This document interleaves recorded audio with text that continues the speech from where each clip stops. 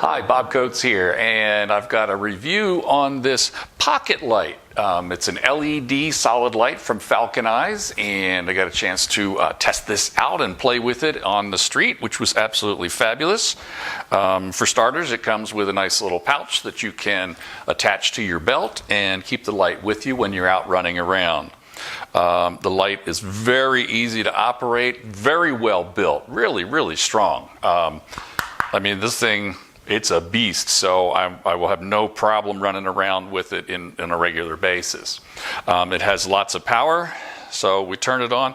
Right now, you can see it's full blue. It's got a lot of light, and it's full blue because it's at 9000K. But we have complete control of the color temperature and the volume of light. So we can turn it down and working our way down, and as we go, here we're all the way down to candlelight at 2500K. One of the beauties about this light is that it is a 97 CRI. CRI is color rendering index, and that means you're not going to get any shifts from magenta or green on this.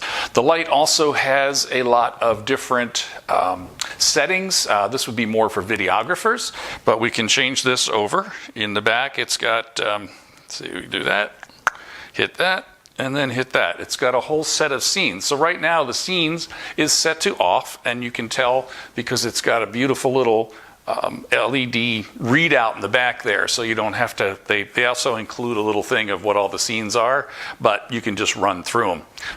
Excuse me, right now it's off, and then we can turn it on. So right there would be something that you could use. Let's say you were doing a video and there was you were trying to simulate a cop car or ambulance or some sort of a thing there, and it has all sorts of scenes like that. Not being a videographer, I'll tend not to use that as much, but there are a lot of scenes to play with. So again, we'll go back around to our 2500, and then we can look, there's turning the volume, working your volume all the way down, and you're good. So another nice part about this is that it's just about the size of a regular phone these days. This is my iPhone 5e, which tells you where my technology is. I'm a little bit on the smaller side, but it's very small, compact. It's also made out, it's got a magnet inside. So if you have a ferrous material around, you can just stick this little bad boy right up there and run it out. The kit also comes with attachments, so that it's got a little cold shoe, so you can stick it, slip it into your flash shoe on your camera. And you want to be careful with that, because if you're only using it for fill light, even at that, this LED light is pretty bright if you're shooting a subject. I like to have my light off camera. It also has another little controller, so you can mount this on there. It's got a little 1/4-inch screw that will allow you to move it around, and we can mount this on a lot of different things there. It also comes with a couple of filters. A diffusion filter, if you will. I find that the diffusion filter is pretty strong.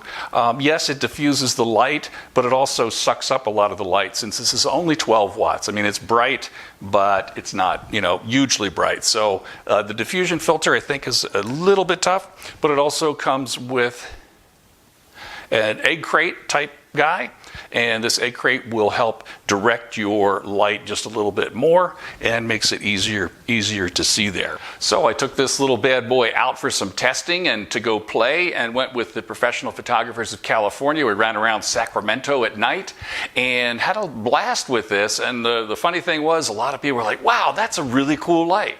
So it obviously has a lot of benefits to be used, especially when you're out shooting at night for a little bit of fill, or even as a main light.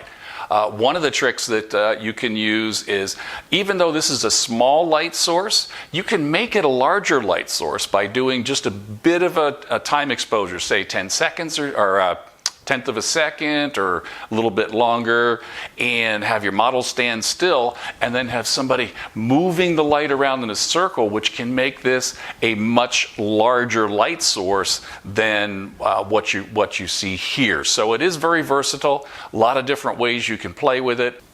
So for me, this guy gets 2 thumbs up. I really enjoy it. It works well, really well built, and I hope you enjoy using it as much as I do.